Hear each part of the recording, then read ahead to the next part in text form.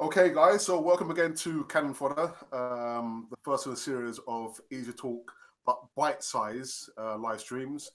We've got Raz, we've got Brother Fury, and believe it or not, we've got TC from I Am Gonna Talk.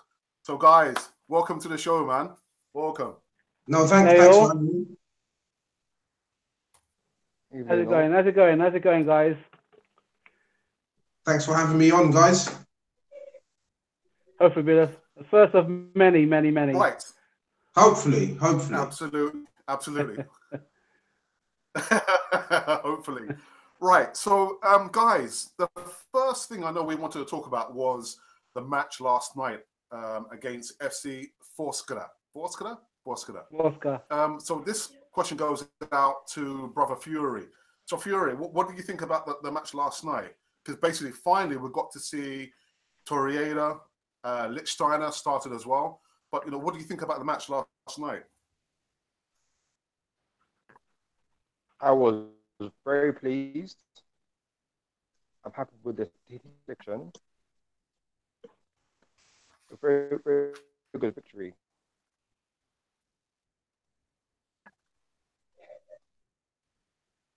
Brother Fury, your Wi-Fi's a little bit slow. So, were you happy to see Torreira play finally? Yes. See his first start for us. And Lichtsteiner as well.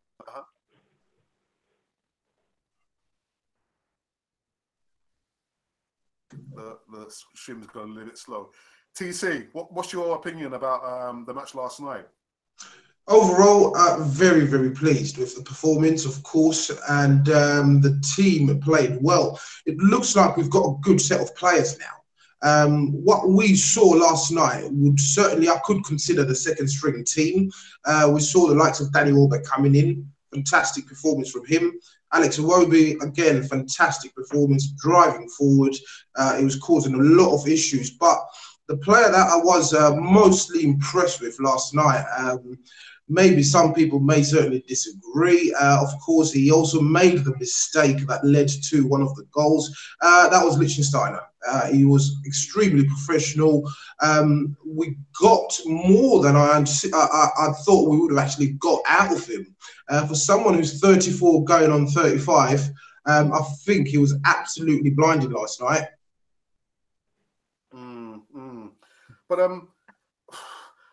TC, let me just say something very quickly. We went to the stadium. You might have saw the interviews that we did last night. We went to a pub up until 9:30. So we didn't see the last 50 minutes. But when I got home, I saw we conceded those 2 last-minute goals. Yeah. So do you think Emery will be upset, literally, that we can't keep a clean sheet? Do you think he'll be upset about that? That's a very good point to make. We haven't had a clean sheet so far this season. Again, we go back to the defence. Our defence has not been great. We know that. And it's something that we need to work on, in particular, just ironing out those little mistakes. But overall, I believe Emery would not have been impressed whatsoever by those mistakes. In particular, Juan Carlos, the assistant, he would have been barking mad at those guys. I'm certainly sure of that.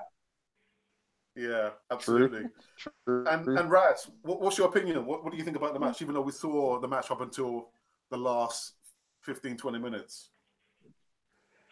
Well, the impression I still get with Arsenal is that we always seem to be slow to start. Yes.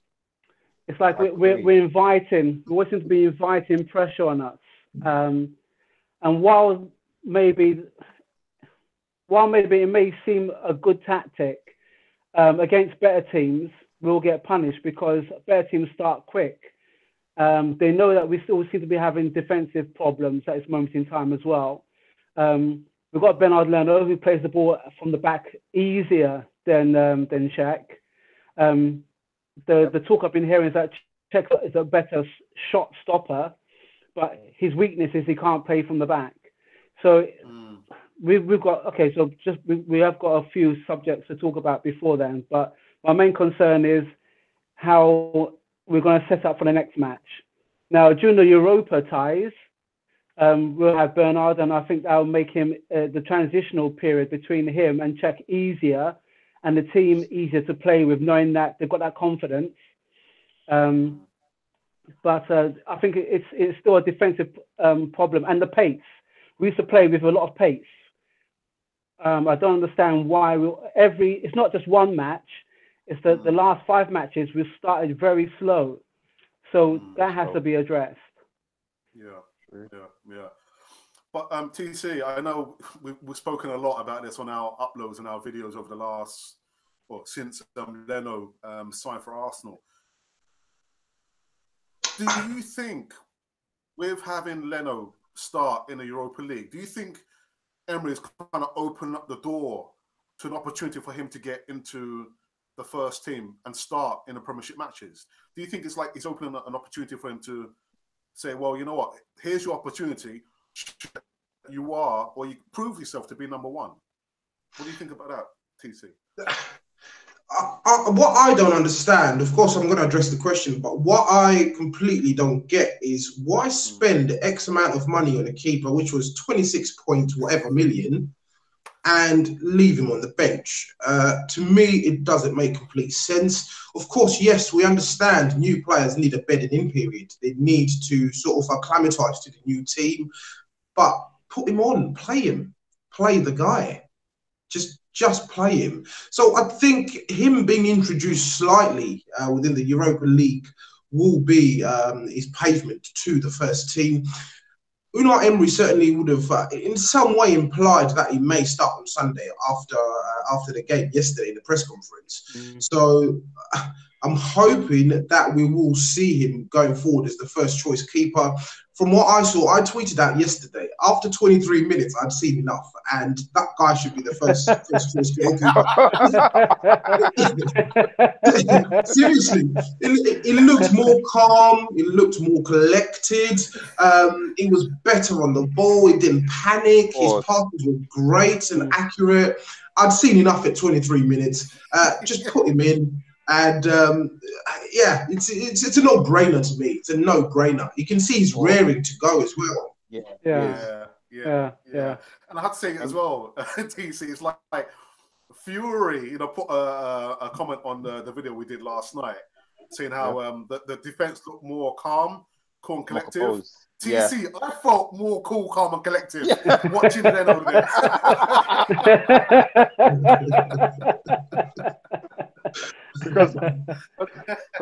But you see, that's what happens. Yeah, that's what happens when you have a goalkeeper. That's what happens when you have a goalkeeper that inspires confidence. All of a sudden, the back four knows what they're doing. Then it's not a guessing game anymore. We're all together. The goalkeeper calls the shots, and then all of a sudden now we become a threat. Yep. Brother Fury. I also believe that with Leno and Socrates, it will be a lot calmer at the back. Of course, Socrates does. So far, Socrates, it does look like he's got a mistake in him. With the better teams, once we start playing the better teams, of course, we've faced Chelsea and City already. But I think later on in the season, we may see 1 or 2 mistakes from him. But with those 2 additions, they will certainly calm Mustafi down overall. And we will possibly see their defence improve. But for me, Leno is a must. Yeah, absolutely. Of course. Absolutely. Brother Fury, what do you think about having Leno in the goal? I was so pleased, and plus, was at 80s as well. No heart at all. Go, I don't worry too much. Let's see, get the ball and look for the player. But he took pose. Yeah. But you know what? It's like TC says, if you're going to spend that amount of money on a goalkeeper, why not start him? Why not start him in the Premier? Why not? We know that. For me, I think it's unfair for Unai Emery to ask Cech to do something that clearly he's not comfortable. No way. And that uncertainty, it communicates throughout the whole back four. Of course.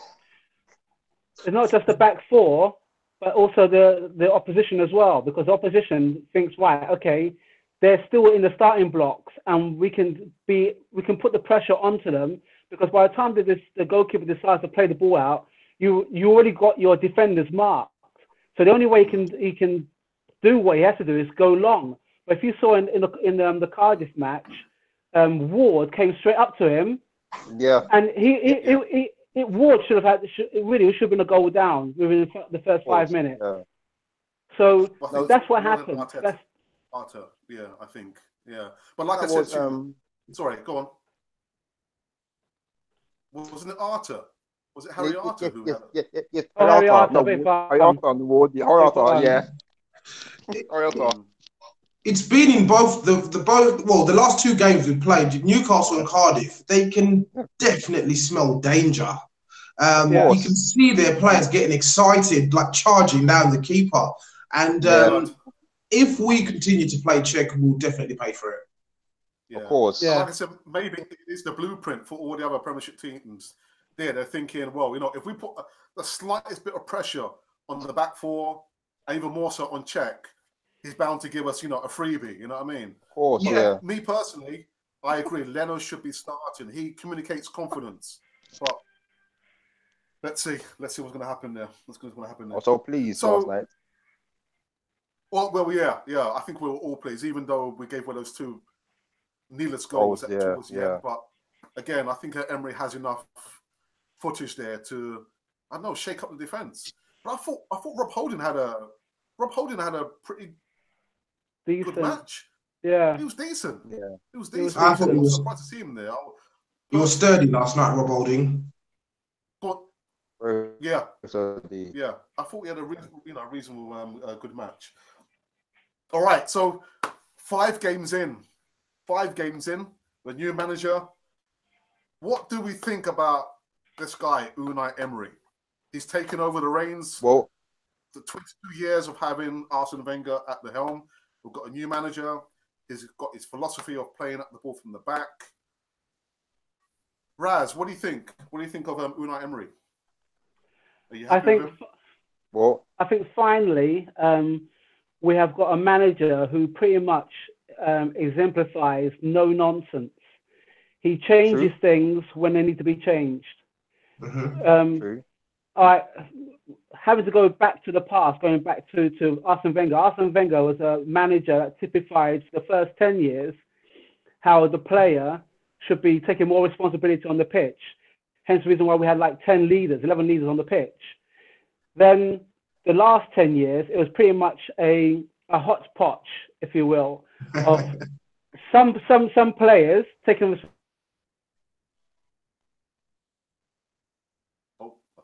We've lost him. They've lost him. Yeah. All right, with TC. So, what do you think about Unai Emery? 5 games in. 5 games in. Truthfully speaking, I can't certainly pass on a decent judgment, if you like. Of course, he didn't come in with the easiest games of games, but so far, I would say so good. It's someone. I compare it as an analogy as someone coming into a company which has had a terrible culture.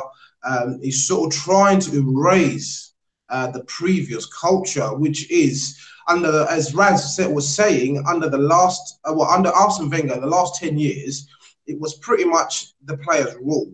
And of course, Arsene Wenger had that sort of attitude of he's always protected his players. And he always put his players first, which is great in terms of a manager.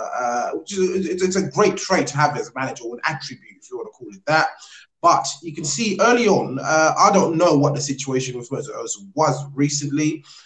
Supposedly, some reports were suggesting that he had fallen out with Unai Emery. And it seems as if he's a no-nonsense guy, as Raz was saying, and Ozil was dropped immediately. Until he went home, sorted himself out, and he was ready to play for the team again. So that is something that we will certainly need going forward. But so far, it's very difficult to put a judgment. Of course, we can see the playing style is sort of starting to morph. It's starting to change. It wants a bit more of a higher press, a bit more tempo to the game in terms of how we're pressing. He sort of wants to, not to say emulate what Klopp has done at Liverpool, but you can see that's where we're going. But the argument is it's square pegs into round holes. Does he have the players who are capable of playing that system? I would say right about now, no. He doesn't have the players to play that kind of style. That's very true. He does not have the players, but you can see the pieces of the puzzle coming together. He's brought in his own players in the form of Torreira and Guendouzi, and those players do not stop running.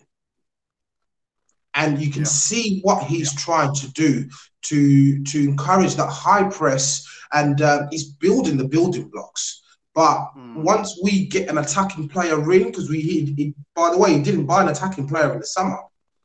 He only bought Guendouzi, Torreira, Leno, and Liechtensteiner. So once he starts getting 2 or 3 attacking players in of his own liking, then we may see the finished product. But so far, he needs maybe another couple of transfer windows for me. He also needs the money and the backing from the board, so which is going to be interesting moving forward. Of course, yeah. Brother Fury. Yes. What's your take on the new manager, Unai Emery? What do you think about him? Right, it's been six games, 6 games, not 5, 6 games. Oh yeah, 6 games. Yeah. 6 games now. I was never good at maths at school. What do you think? What do you think about him? I'm very pleased. I love his no nonsense approach, and if you mess around, you have the team. And as Steve said, is like a puzzle. You can see puzzle come together well. Yeah, and I think definitely. So, I know TC spoke about very briefly about the budget. He's going to have to go in there and buy some more players, but the problem is the money there? He's going to have to sell players. Some players are going to have to go out before he can get some new players in, But sorry, just to add to that point, out of the current crop, who would you sell then? I would sell Ramsey. Oh, controversial. I don't want to talk about Ramsey. I would sell Ramsey. I'll sell Mustafi, Ramsey, and them two. Yeah. Those two. Yeah. Oh, God. I would have to say I agree, TC. You know what? Because it's like the situation with Sanchez and Ozil that we had before. The guy is holding out. For me, I don't think it's worth the money that he's reportedly supposed to be asking. Doubling his wages, which would take him to £240,000 per week. No. I would sell Ramsey. See, thank you. Yeah. I'd personally like to disagree. I like Ramsey, and I think on a good day, he's a very, very good midfielder. I always revert back to the time when we signed him. Alex Ferguson wanted him. Of course, Fergie had not to say he's a fantastic player just because of that. Fergie had a good eye for players, but he's not proved himself over the years as such. He could have done more. He's had a few injuries here and there. Of course, we do know that. But I believe he's a fantastic midfielder. He's very technically gifted, but who would we bring in to replace him? That's the question I always ask. That's the other thing. That is the who other thing. Will come in and replace him at a similar level, or if not better? I don't know. I would opt to keep him. Controversial opinion from my part would be to get rid of Mr. £350,000 a week. Yes. No, really? Yeah. Really? Yeah. But I think under Emery, literally, we've seen he doesn't take no prisoners. If you're not performing, he'll pull you off. Yeah. And I think Ozil was spoilt to a certain extent under Wenger, but under Emery is not going to take any crap from any player. No crap at all. So TC, you would sell Mr. 350,000 a week, yeah? 100%. Purely because one, you'd free up resources within the club, right? You get rid of massive wage bill then, which in turn can provide room for 2 more people, I'd like to think. Secondly, he's getting older. The guy's going to be 29, 30 soon, right? He's not at the peak of his powers. Don't get me wrong, fantastic player, brilliant player. The numbers dictate that simply. Like his assists throughout the years. I think no one has provided more assists than Mesut Ozil since he joined in the Premier League. So No one. the numbers dictate, and they say that he's a world-class player, but it seems as if our team revolves around him alone, right? We've obviously got the 2 attacking guys, and they need to be fed, like I said, on Aubameyang. But with Ozil, we can certainly, with the right scouting, get a good replacement. Not at the same level, don't get me wrong.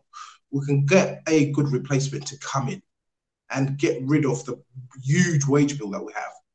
But TC, which team can afford Ozil's wages? Which team can afford that level of wages? Who's going to want to pay that money? We'll dump him to United again. No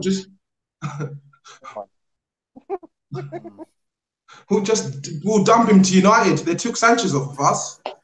They'll take him. Yeah, and They'll take him as well. yeah, RVP as well. We'll dump them that way. But I don't think from now onwards we will see the best of Ozil. He's an aging player, and I'm not saying he's on the decline now. I don't think it's going to get any better than it has been. Wow. So, Brother Fury, you would get rid of Ramsey, and you would get rid of Ozil as well, wouldn't you? I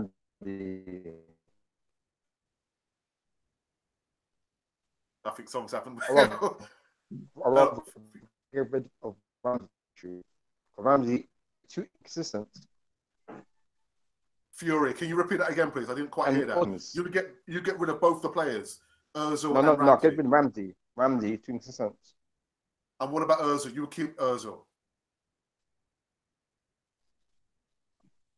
I would, because Ramsey, because Ozil, I think he said it's causing big problems as well. But you know, we can't get all nostalgic. I mean, look what happened with Wiltshire. You know, as much as I love Wiltshire, he towards the last 2 seasons, so injury prone. Yeah. So injury prone. You know, but that's business. You know, nothing lasts forever, you know. Anyway, let's just take a quick pause, a very, very quick pause. You need to add Raz back. He's went out 10 minutes ago. Is he back? I've tried to send him the invite, but he's not coming on. But anyway, just a quick check. For the guys who are watching this live stream now, please make sure you subscribe to I Am Gonna Talk. Real topical reviews, post reviews on matches surrounding Arsenal. And TC, I've got to say to you as well, you have an admirer in my household. Who's that? My wife absolutely loves your voice. Oh. I tried to copy your voice and it's not working. She loves your voice. Graciously, thank you so much. Thank you so much. Right. So let's take another quick pause. There's a small competition. Mr. Fury, Brother Fury, do not answer this question yet. Okay. This is for the people who are watching the live stream or maybe later on. No so the competition is, under the Arsene Wenger era, which player received the most red cards? Ooh. So again, under the Arsene Wenger era, which player received the most red cards? So this is only for the subscribers and anyone watching the live stream. So if you want to send or enter the competition, there's no prize. It's just a competition. So again, which player under the Arsene Wenger era received received the most red cards? Can I take a guess? No guesses, TC. I really want to answer this question. Leave it for the end. We'll leave it for the end. Yeah. Okay. So let's move on now. So Uh-huh. we know 6 games in, we've got a new manager. However, if you had to choose one player from the Invincibles team, only one player, which player would you choose to play in the current Arsenal team? And that goes out to TC. Simple. The king. Really? Yeah. Thierry Henry. That's it. That's yeah. Okay. All right. Yeah, there's no discussion on that one for me personally. But you know what, TZ, let me say, I chose, actually, it was a toss-up between Vieira and Tony Adams. The only reason being because when I see Arsenal play, for me, it's not clear who is the captain. We have been missing a leader and a captain on the pitch for best part of, I don't know, 10 years? Or since actually Silva. I agree. So I would have chosen Thierry Henry, but I was thinking in the current team, our strikers do a good enough job as it is. Lacazette and Aubameyang. I agree. But we're missing a captain. We don't have a captain. So I would choose Tony Adams. Well, actually, no, he wasn't a part of the Invincible. So I would say Vieira. Patrick Vieira, yeah. That for me, that was my second choice. Yeah. That would have been my second choice personally. But I just missed the goals. I really missed the goals. Yeah. Well, we have Brother Fury now. Who would you choose, Fury? Vieira. Vieira. Why Vieira? Because of his leadership qualities and the way he keeps the team all settled and calm and scores goals as well. That's it. We're missing a leader. We don't have we are, and a goal scorer. Nope. And a goal scorer. But TC, who was the captain when we played against Cardiff City? Was it Cech? Yeah. Cech? Yeah, it was Petr Cech. I told you that he started that. But I just didn't want to believe it. Told you. I personally don't agree with goalkeepers being captains. Neither do I. No, I don't either. I don't either. No. It doesn't work. How do they relay the message to the team when they're the furthest back? Of course. Impossible. So I'm not a big fan of that. Yeah. I mean, for me, it has to be someone in the middle. Central defender or, central midfielder. Goalkeeper, for me. No way. No. It just doesn't work, personally. But, hey, that's what we have at the moment. We have to work with it. Absolutely. And Alex, last night captain was Morial. Last night was Morial. And I thought he did a really good job. Do you know what? I've been impressed with Nacho for a while now. Yep. He's he seems to be getting better with age. Of course, again. No, seriously, he's coming up with the goods. And one stat I keep seeing on Twitter, really, which is extremely funny, is in 2018 he scored more goals than Alexis Sanchez, which I love. I absolutely love that stat. It's amazing. It's just amazing. Actually, he was my pick. He was my player of the season. But last year, right?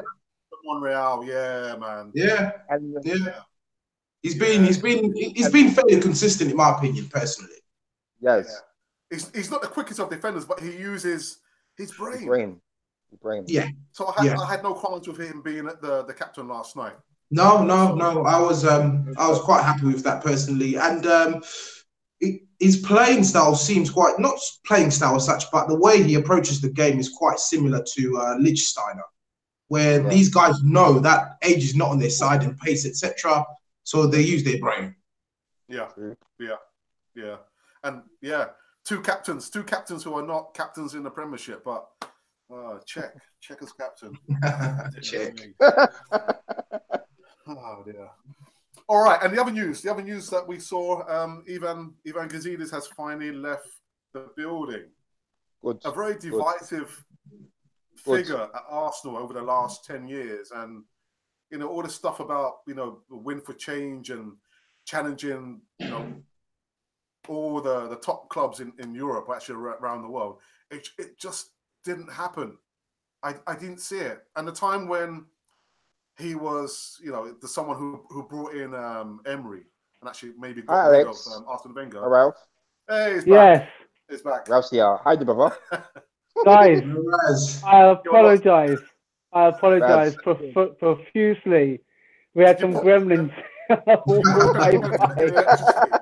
forgot to play the lecky. Oh my word.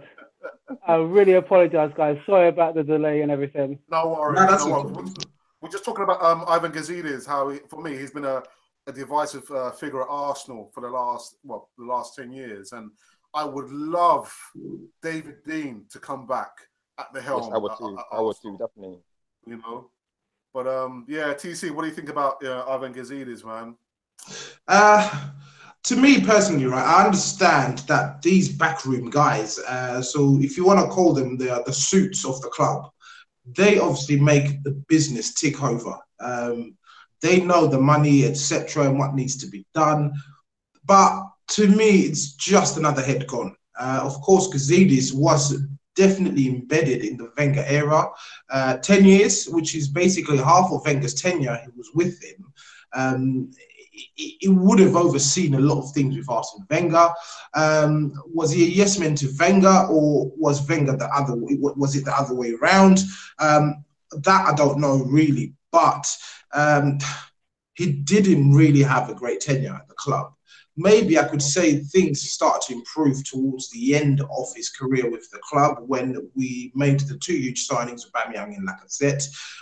Again, a lot of money spent. He oversaw those deals.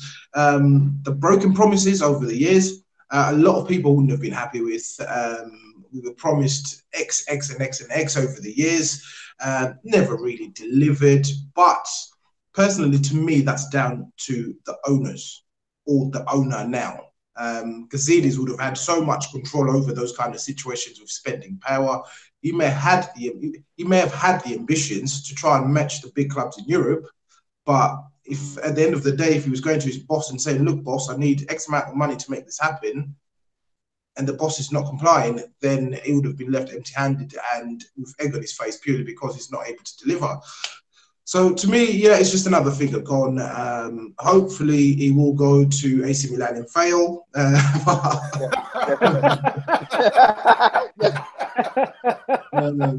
yeah, that's my take on that one personally. Yeah, me too. All right. Me too. Brother Fury, yes. What do you think about Ivan Gazidis? I'm so pleased that he's gone. Ivan the week. Because to too many broken promises, and we're not Barcelona, we're not Barcelona, Barca or Real Madrid. No, Bayern Real Madrid. We're Arsenal. So he lied too much. But we are basically a Europa League outfit now. We're nowhere near, you know, Bayern Munich, you know, Barcelona, or Real. We're miles away, you know. I think the best, you know, if Unai Emery can win the Europa League, and like we said before, if he can hit top 4, then I'll be happy. I'll be happy with that. But it'd be a good season. Absolutely. Yeah. Absolutely. And just to add on the Gazidis matter, right? The reports were suggesting that the guy was offered shares in AC Milan. Yeah. As a human being, he will take that option, and I get that and I understand that. So I would not blame him for really leaving the club as such. But TC, is he a football man or is he a money man? No, he's a CEO. He's a CEO who happens to work in sports, which at the end of the day is a money man. Yeah, money man, straight. We don't need that kind of person there anyway. Raz, what do you think about Ivan Gazidis, man? Okay, so TC said that how you know, he came in at the second half of Wenger's tenure, and I think in a sense that's proof enough. You know, he is a money man, he's a businessman, and the business side. I think we spoke about this yesterday, Alex, when you said that how you know, no matter how low the attendance are during, for example, the Europa League, there's still money coming in. Yeah. There's still money coming in, and we could do all the demonstrations and everything else, but money was still coming in some kind of shape or form. So to me, if we have to put down Ivan Gazidis, this kind of legacy that is left for the club, I am looking at the way that he structured the contracts for the players. How comes that we've allowed so many players to run down their contract to the final year? That should be something in place. How comes that we allowed our best players to go to our competitors, and now our competitors are ahead because of the players that we've gave them? So in a sense, we handed over the Premiership to our rivals, not on one occasion, but I'll say about 3 or 4 occasions, if we kept the players. Also, the Suarez fiasco, where it was 41 million and £1. That's from BITESIZE. Now, what if we are a big club? If we are a big club, and all these measuring the success in units or meters or whatever it was, the terminology that came out in last year's shareholders meeting, metric. How could you use that as a legacy of where you left the club? He's left the club. I'm glad he's left the club in one respect. We are not a Europa team. We're playing in the Europa tournament, but we are a big club. So with him gone, and unfortunately Arsene Wenger gone, and there's a lot of wording about now that, okay, so the next step is for Kroenke to go. But don't forget, Kroenke's son's going to take over the reins. So if the Kroenke's son instigates, did Kroenke's son instigate the fact that there's no place for Gazidis, so Gazidis had to go, or did Gazidis decide to go rather than be pushed? So to me, he's left the club in a state where now we can start progressing. We can start pointing fingers more. We know now that we've got a manager in place. We've got the players in place.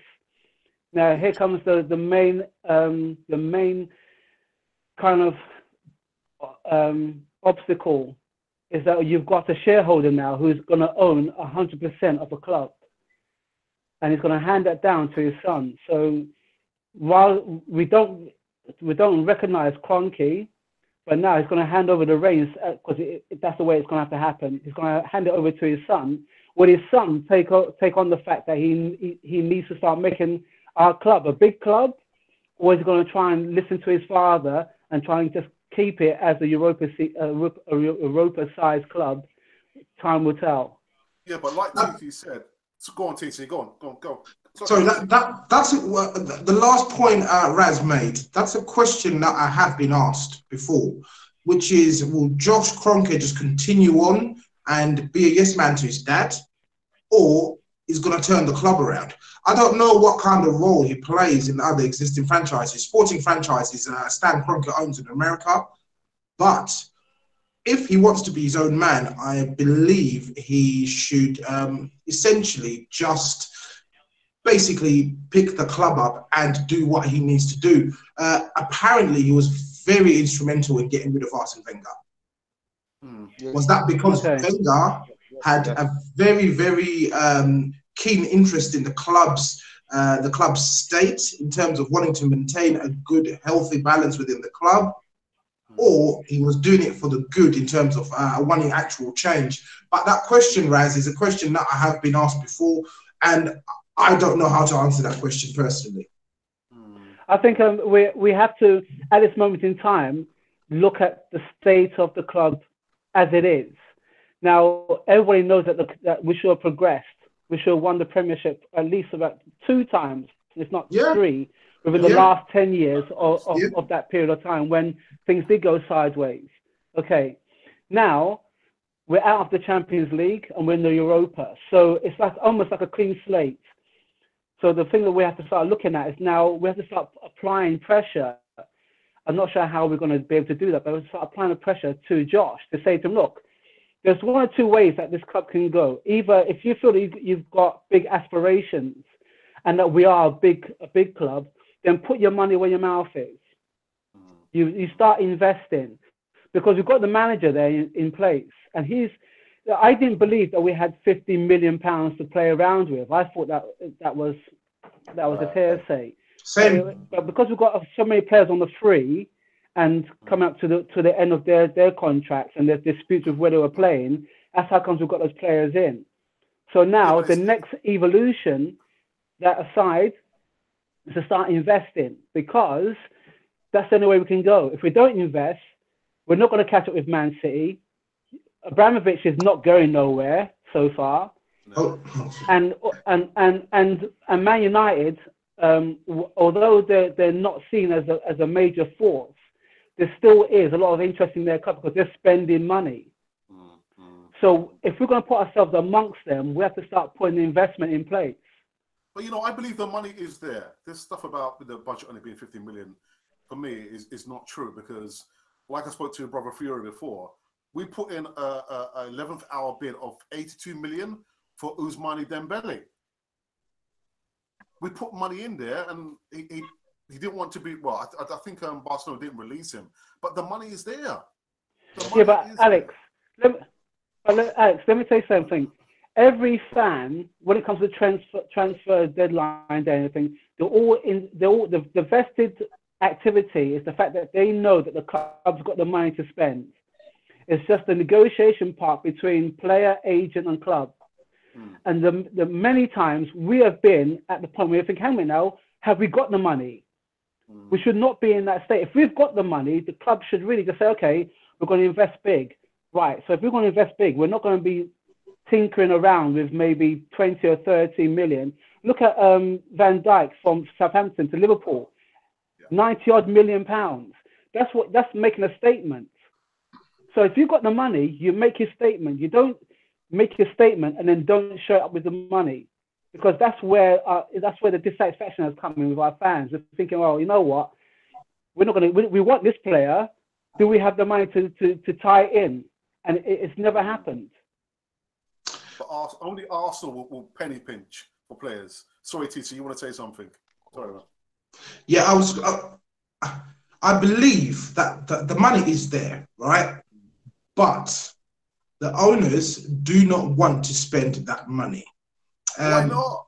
That 82, it all boils down to profits at the end of it all, in my personal opinion. That £82 million bid that you mentioned, possibly that would have happened, and that 40 million plus £1. But it all then goes back to, oh, we tried. Knowing that they're not going to prize Ousmane Dembele away from Barcelona for £82 million, when Barcelona played 100 and odd, or close to £100 million a season or two before that. It all boils down to when the AGMs take place and all that sort of stuff, they'll turn around and say, oh, but we tried. We tried, yeah. And then that money will just get funneled back into the profits of the shareholders, and they have a lovely year. So that's what I believe takes place. The money is there, but they are not willing to spend. Only Arsenal would do this. War chest. War chest. Say that again, Brother Fury. 200 million war chests for money, transfer money, 200 million. Show me the money. Of course, yeah. Show me the money. Right, Raz, whilst you were away, we spoke about the one player from the Invincibles we would like to have played in the current Arsenal squad. So which player did you choose from the Invincibles to play in the current Arsenal squad? TC chose the King, Thierry Henry. Sorry, I didn't hear that question. No, this was a question for Raz, because we spoke about the Invincibles. So, Raz, which player would you have played in the current Arsenal team from the Invincible era? Okay, I like my mind's changed so many times. I put in I said Lauren, because he was a fierce defender. You wouldn't want to mess about with him. Nope. When he went in, he went in. Midfield, I like Bergkamp because he was just a maestro. He was just a maestro. He can. Yeah, I told you so. And Bergkamp scored one of my favourite goals of all time. Okay, which one? Newcastle. Oh, Yeah. against Newcastle. Yeah. Yeah. That's just class. Now, everyone's going with Henri. I love Righty because I'm from that time in space. Righty, from the Invincibles, he wasn't part of the Invincibles. Was he? From the Invincibles, I would. Yeah. I put Perez. Perez. Yeah. Change my times. Okay. Say again. Okay. Changed my so many times, Rats. So many times. You changed your time. Your mind so many times. Yeah, I have. It was a beautiful time. It was a beautiful time. You need one. You need one. That's one. It's difficult. So I have to. Perez. I'll go with the way the present situation is at this moment. I'll put Loren in defence because then that way that's sorted. Okay. Midfield is sorted. Attack is sorted. It's defence. The defence is our main issue. So I'll put Loren in. See, I told you, man. I told you. Our strike force does the business. But you're right. I missed the goals, man. King Henry, man. I just missed the goals. With Henry, you would know that when you need a goal, you're going to get it. And one of my favourite goals from Henry was when we were playing in the Champions League away to Real Madrid. We had no hope in hell to come away with anything. Everybody wrote us off. Everybody wrote us off. And you know what? When he done that run, he was fouled. Yeah, two times. As he got to the box twice. And he still finished it off. And that's what I mean. And he picked up that ball just after halfway line. You know, and he would drive the team forward. He would literally drive the team forward by himself. And that night, I just thought, wow, just wow. Yeah. Okay. All right. TC, I might have to change my choice, man. Have I made a good enough case? Have I made a good enough case? It's a good case to argue. All right, and Raz, something else you missed as well. We had a quick competition. This was only for the subscribers and whoever's watching the live stream now. And the competition was, under the Arsene Wenger era, which player received the most red cards? Which player received the most red cards? So I haven't had anyone attempt the competition. So guys, who do you think the player was? TC. So I think TC knows. I think it's got to be Vieira. Vieira. Yeah. 100%. Yeah. There's nobody else because he was one of those guys who's willing to mix it. There's not many people who have gone up against Roy Keane during that time as well. Yeah. And Roy Keane has said that already. He said he's the toughest player he's ever faced. He's ever played against. So he was a martyr as well. He used to take cards for the team. Of course. He started. Did you see the what's it called? Best of Enemies when they were having that bit in the tunnel? Yeah. And the interviewer asked Vieira who started it, and he said he started it. Yeah. You know, no Arsenal player will ever try and intimidate a Man United player, but he was one of those that said, "No, hang on a minute, you're coming to Highbury, you are. So we're telling you the way we're going to run things, not the other way around." So that's what I miss, man. They were picking up Gary Neville that day. He was the smaller one. But it's only because Gary Neville started at their end. You understand me? So then Vieira said to him, "Hang a minute now, you're down here. That ain't gonna happen. That ain't gonna happen." No. You know? Yeah. You know what? Gone are the days, man. Gone are the days. Yeah. You guys can possibly hear my kids in the background. Sorry about that. Yeah. Yeah, no worries, no worries. Fine. No, it's Listen, okay. I'm going to wrap up the live stream. That is The it. thing is, guys, Fury, I'm going to wrap it up. I'm going to wrap it up. Fury, sorry, I'm going to wrap it up. You see, that's how comes it can easily go to more than half an hour. Yeah, well, we can save that for another bite size. Yeah. Yeah, we're But anyway, saying listen. TC, it's been an absolute pleasure having you finally come on to the show, man. Thank you so much. Often. But again, Thank you so whoever's much. watching, please Sorry, subscribe. TC, sorry, I cut out, mate. No worries. No, that's okay. But hopefully I can come back on. Really enjoyed this show. Hopefully you guys can have me on again. Absolutely. But, again, whoever's watching, make sure you subscribe to TZ's channel. I am going to talk. Absolutely fantastic channel. Brother Fury, thank you very much again. Brother Fury. He's doing live streams all over the place, man. So well done, Brother Fury. Thank you, guys. Yeah. Raz, as always, it's been a pleasure. And always. Yeah. Always, until always. next Sorry, time, I missed you guys. We're going to be doing another live stream, bite size, next Friday. We're going to have Marco Guna. I think we might have Raz again, and maybe one other surprise contributor. Anyhow, this has been Cannon Fodder TV, the channel for Arsenal fans all over the world, in association with I Am Gonna Talk, Raz, and Mr. Fury, and we are out.